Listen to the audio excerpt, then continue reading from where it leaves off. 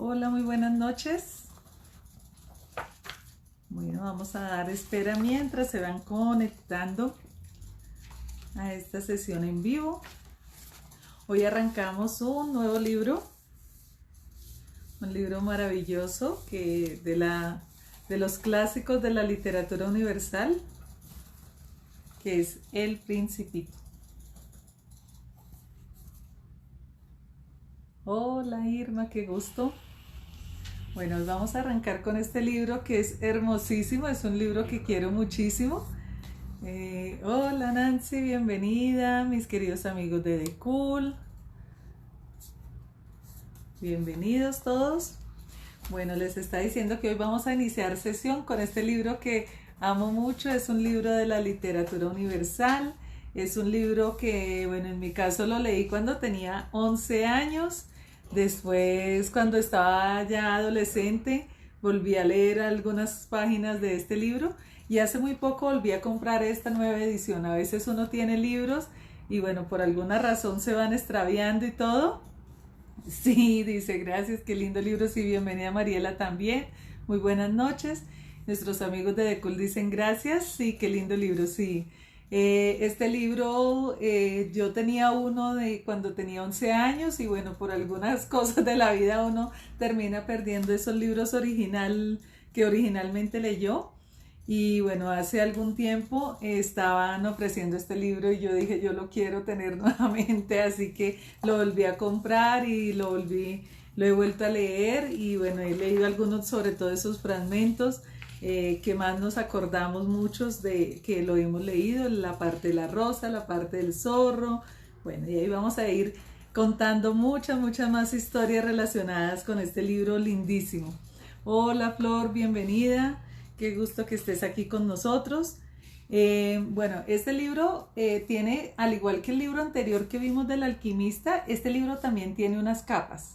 Y pues cuando uno lo lee para niños o cuando uno es niño o cuando uno lo lee para alguno de los niños, pues hay una parte de la historia que es muy general, ¿cierto? Que yo siempre les digo que en las películas y en los libros hay una capa inicial que es la que vemos todos, que es una parte de la historia, siempre es como esa parte de aventura, esa parte linda que tienen los libros y más en este caso del Principito.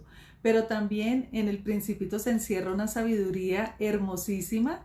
Antoine de Saint-Exupéry era un aviador, estuvo pues volando si no estoy mal, en la Segunda Guerra, eso se los voy a confirmar si fue en la Primera, en la Segunda Guerra Mundial, y pues obviamente en el bando de los aliados, él es francés, y bueno, Antoine de Saint he encontrado en algunos momentos de mi vida escritos adicionales que él hizo y ojalá quisiera poder encontrar mucho más de unas cartas preciosas que él escribió cuando estaba precisamente volando en ese proceso, bueno, en esos momentos tan difíciles durante la guerra. Y él escribió unas cartas lindísimas a amigos, e incluso creo que a una chica, y bueno, algo he leído de ese tema y vamos a ver si los puedo encontrar para compartirlo también con ustedes, porque sé que son joyas de verdad de personas que han escrito con el corazón cosas realmente maravillosas. Aquí tengo una cosita en el ojo. Bueno, vamos a arrancar entonces hoy con la primera parte y lo primero es una dedicatoria que él pone en este libro que dice a Leon Werth. Pido perdón a los niños por haber dedicado este libro a una persona mayor. Tengo una buena excusa. Esa persona mayor es el mejor amigo que tengo en el mundo. Tengo otra excusa. Esa persona mayor lo puede comprender todo, incluso los libros para niños.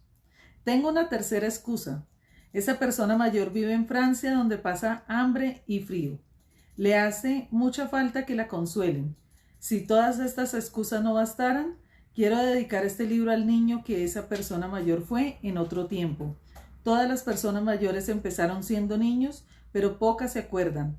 Corrijo entonces mi dedicatoria. A Leon Werth cuando era niño. Bueno, aquí desde la dedicatoria ya empieza una gran sabiduría, porque él seguramente cuando empieza a escribir esto dice, dedicado a los niños, pero dice, lo voy a dedicar a una persona grande, pero luego dice, bueno, lo voy a dedicar al niño que habita en Leon Werth. Y esa es la primera lección para empezar a leer este libro, y es empezar a nutrir nuestro niño interior, a empezar a dejar volar nuestra imaginación para comprender precisamente este libro tan maravilloso, pero también para seguirnos fascinando con la historia que tiene el Principito aquí en estas letras. Definitivamente esta es la primera invitación que nos hace Antonois, de poder recuperar ese niño que hay en cada uno de nosotros. Yo sé que a veces se nos olvida, a veces lo dejamos abandonado. Por ahí está mi querida Flor, que ella tiene ese niño interior muy claro. Yo siempre digo que es así súper crazy, y es una persona que tiene muy claro, y es como un niño realmente. Flor, gracias, porque yo ahorita que te veo creo que por algo llegas hoy a este grupo, a este círculo. Y bueno, qué lindo que siempre tengamos todos esa intención de los niños. ¿Cuál es esa? Uno, la alegría. En los niños pues existe alegría. Por supuesto que a veces hay discusiones, hay cosas allí, pero siempre nos reconciliamos. Esa es otra cosa importante que tienen los niños. Siempre hay reconciliación a pesar de las discordias que ocurran. Otra situación es la inocencia. Una cosa es la ingenuidad. Esa no podemos nosotros, ya siendo tan grandes, ser ingenuos, pero sí debemos mantener la inocencia, aprender a seguir viendo las cosas con la visión hermosa y con el corazón. Eso es algo también lindo de los niños. Lo otro, no perder como ese temor a la vergüenza. Esa es otra cosa que también tienen muchísimos los niños, y es que no les da pena, ¿no? La gran mayoría de niños, como que uno dice, no, bailó, cantó, y más los niños hoy en día, pues con muchas más veras, les da mucho menos pena que quizás de la que nos daba a nosotros algunas cosas hacer cuando éramos niños. Pero hay algo que él también dice aquí, a las personas mayores, que se nos olvida cuando éramos niños. Y siempre hablamos como de los niños como que es un mundo aparte, y como que nunca nosotros, o sea, ni somos niños siendo adultos, ni nos acordamos de que éramos niños. Como que decimos, es que los niños hacen tal cosa y los adultos hacen tal cosa. Yo siempre veo como esa diferenciación y digo, pero si nosotros también fuimos niños, y nosotros también supimos lo que era quizás tener miedo, quizás tenerle miedo a la oscuridad, quizás tenerle miedo a quedarnos solos en casa. Cuando uno estudia todos estos procesos de desarrollo de la personalidad, y por ejemplo en el eneagrama, pues uno se da cuenta todos los temores que traemos, principalmente construidos de 0 a 7 años, y ahí hay un montón de miedos que nosotros hemos adquirido porque nos los infundieron, o porque desde nuestra esencia ya, digamos, se fueron percibiendo. Asimismo, pues hubo momentos quizás que nos asustaron con cosas, algunas personas nos dijeron algo, quizás nuestros propios padres, a quienes, bueno, todos le perdonamos, porque a nadie le enseñan a ser padres sino siéndolo. Así que los errores que se cometen siendo padres, pues son muchos, ¿no? Entonces, pues nosotros también con nuestros padres tener misericordia por todos los errores que cometieron quizás con nosotros. Y bueno, también que los hijos pues perdonen los errores que cada uno de nosotros tenemos para con ellos. Entonces, creo que en la medida que seamos generosos con nuestros padres, también nuestros hijos van a ser mucho más generosos con nuestros propios errores. Así que esa es una de las cosas lindísimas. Por eso me parece tan importante empezar por esta dedicatoria del libro, porque nos está trayendo esa remembranza que dice, todas las personas mayores empezaron siendo niños, pero pocas se acuerdan. Así que, bueno, esa es la primera parte de este libro, lindísimo. Ahora sí, arrancamos con el primer capítulo. Dice, una vez, cuando tenía 6 años, vi una imagen magnífica en un libro sobre la selva virgen que se titulaba Historias vividas. Representaba una boa que estaba tragando una fiera. He aquí la copia del libro. Entonces él nos muestra acá que estaba una serpiente, y si alguno puede ir siguiendo también la lectura con el libro, pues sería lindísimo, pero les voy mostrando por acá. Entonces él muestra aquí que una boa constrictor pues tiene atrapado un oso, y lo tiene allí. Ustedes saben que las boas, bueno, los asesinan a través de la opresión. Representaba una boa que se estaba tragando una fiera. He aquí la copia del libro. El libro decía, las boas se tragan a la presa entera sin masticarla. Luego no pueden moverse y pasan los 10 meses de la digestión durmiendo. Entonces reflexioné mucho sobre las aventuras de la jungla y por mi parte, con un lápiz de color, conseguí hacer mi primer dibujo. Mi dibujo número 1 era así. Y entonces él nos muestra que pinta este dibujo de la parte superior, ¿cierto? Que él se imagina que esta es una boa con ese. Dice, mostré mi obra maestra a las personas mayores y les pregunté si el dibujo les daba miedo. Me respondieron, ¿por qué tendría que dar miedo un sombrero? Mi dibujo no representaba un sombrero, representaba una boa digiriendo un elefante. Entonces, para que las personas mayores lo pudiesen entender, dibujé el interior de la boa. Siempre necesitaban explicaciones. Mi dibujo número 2 era así. Y entonces nos muestra este de la parte de abajo, donde está el elefante, bueno, le dibuja por dentro de la boa este elefante. Dice, las personas mayores me aconsejaron que dejase de lado los dibujos de boas abiertas o cerradas. O sea, la boa abierta, la que estaba mostrando la presa dentro de ella, y la cerrada, la que no se veía. Y me interesase un poco más por la geografía, la historia, el cálculo y la gramática. Fue así como a los 6 años abandoné una prometedora carrera de pintor. Me había desalentado el fracaso de mi dibujo número 1 y mi dibujo número 2. Las personas mayores nunca comprenden nada por sí mismas y para los niños resulta muy pesado tener que darles explicaciones y más explicaciones. Tuve pues que elegir otro oficio y aprendí a pilotar aviones. He volado un poco por todo el mundo y es cierto, la geografía me ha servido de mucho. Era capaz de distinguir a simple vista China de Arizona. Es algo muy útil, sobre todo cuando te pierdes de noche. Así, a lo largo de mi vida he tenido un montón de contactos con un montón de personas serias. He vivido mucho tiempo entre las personas mayores. Las he visto muy de cerca, pero esto no ha hecho mejorar demasiado mi opinión sobre ellas. Cada vez que encontraba alguna persona que me parecía lúcida, la sometía al experimento de mi dibujo número 1, que he conservado siempre. Quería saber si era realmente comprensiva, pero siempre me contestaban, es un sombrero. Entonces ya no le hablaba de boas, ni de selvas vírgenes, ni de estrellas. Me ponía a su altura. Le hablaba de bridge, de golf, de política y de corbatas. Y la persona mayor se alegraba mucho de haber conocido a un hombrecito tan sensato como yo. Bueno, esta es la primera parte de este libro. Y para mí, esta parte quiero contarles que cuando lo leí a los 11 años, para mí fue mágico, porque definitivamente entendí que muchas veces las personas que no están en la misma condición de uno de soñar tanto como uno quizás está haciéndolo, pues te roban los sueños. Y como dice él aquí, bueno, yo dije en ese momento, no voy a dejarme robar mis sueños. No me importa lo que me digan las demás personas, yo lo que quiera conseguir lo voy a lograr. Por supuesto, sé que esa es una decisión que no es fácil para muchas personas porque todo va a depender de ese centro operativo que nos mueve. A través del eneagrama, por ejemplo, he aprendido eso. Hay personas que les mueve el centro operativo mental, otros el centro operativo del corazón y a otros nos mueve el centro operativo visceral. Los que somos viscerales, pues somos así como se nos salta el switch mucho más rápido y mucho más fácil. También tenemos mucho más la capacidad de tener coraje y de quizás a través del coraje y de un poco de la rabia decir no me voy a dejar vencer y seguir incluso contra la corriente.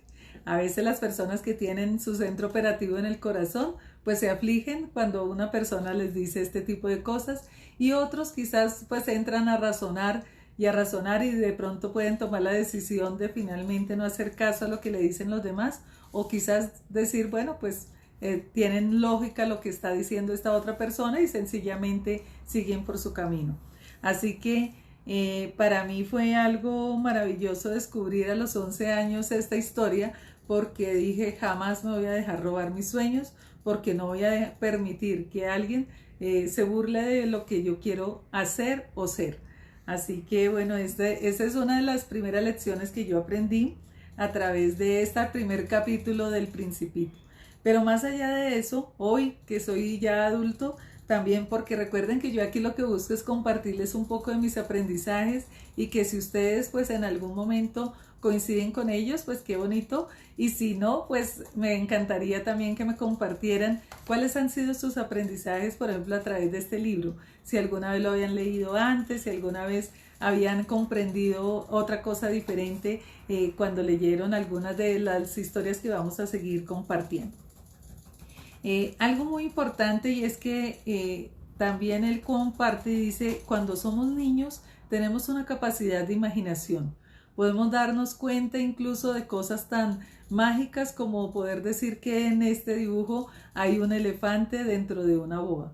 Pero cuando nosotros no vemos las cosas con la imaginación y con el corazón de niños, pues sencillamente no vemos lo básico y lo comprensible, sino que le ponemos lógica.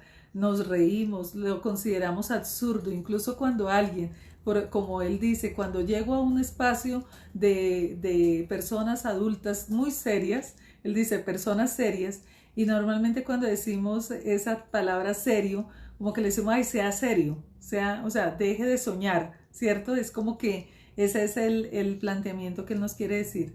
Cuando llegamos a ser personas tan serias, o sea, que dejamos de soñar, pues sencillamente nos parece ridículo si llega alguien con esa misma pretensión, ¿no? De soñar, porque cuando el que llega soñador y el que llega ilusionado, como que nos choca, porque no queremos sentir en ningún momento, no queremos sentir en ningún momento nuevamente esa ilusión de querer soñar.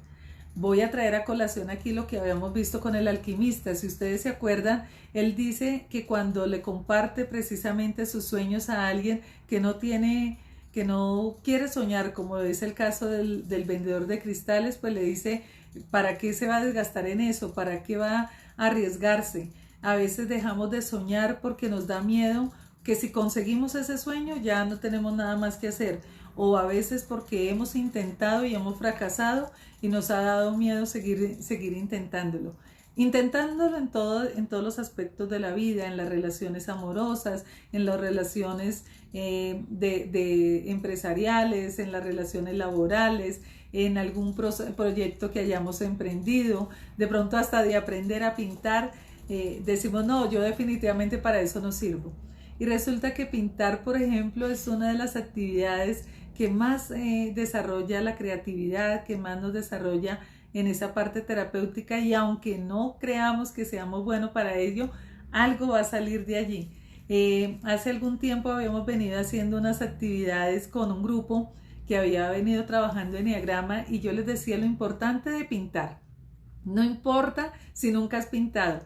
Y ese día que hicimos esta actividad, había personas que jamás en la vida habían pintado. Quizás para los que nos gusta el dibujo, que los que nos gusta pintar, decimos, ¿cómo? ¿Nunca había pintado ni cuando era niño? No.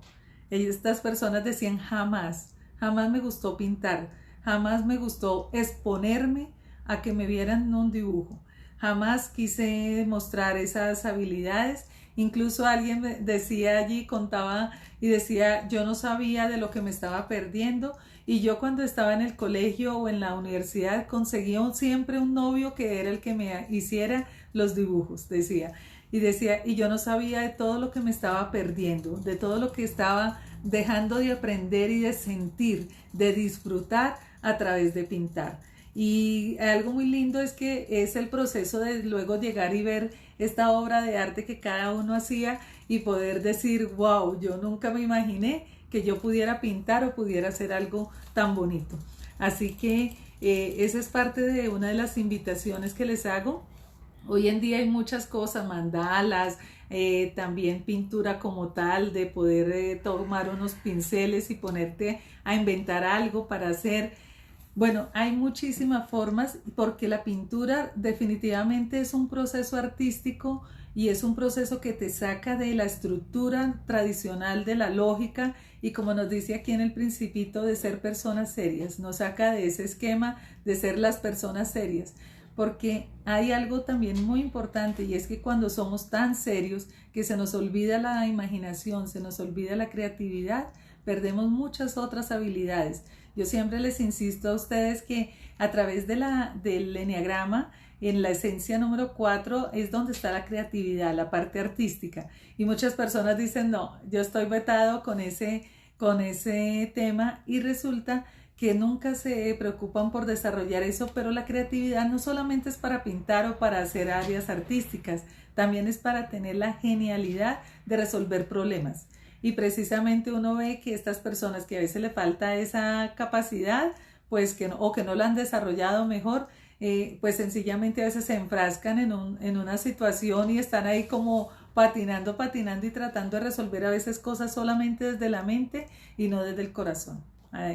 La parte artística tiene que ver también con esa sensibilidad. Y bueno, pues aquí nos está diciendo nuestro querido Antoine de Saint-Exupéry que él dice, me bloqueé, ¿no? Me bloqueé y no volví a mostrar mi dibujo de la boa comiéndose al elefante porque me sentía ridículo. Empezó a entrar en ese mundo y terminó, él dice, terminé mi profesión de pintor y la cambié por ser aviador.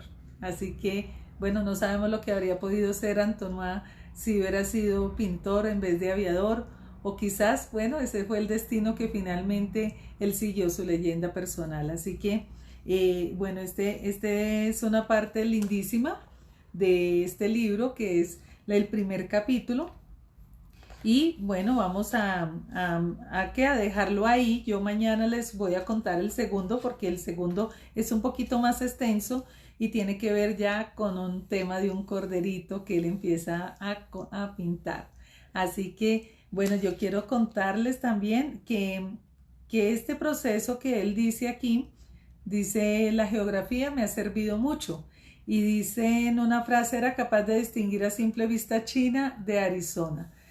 Como todos sabemos, bueno, quedan bastante distantes y es una forma como de decir, la geografía era tan evidente que podía distinguir estas dos cosas como de una forma tan sencilla que pues como que diferenciarlas es como una forma de burlarse de lo que finalmente él se dedicó, que fue a ser aviador, y pues obviamente como aviador pues tenía que saber muchísimo de más que de geometría, de geografía, perdón, sería de coordenadas, ¿no?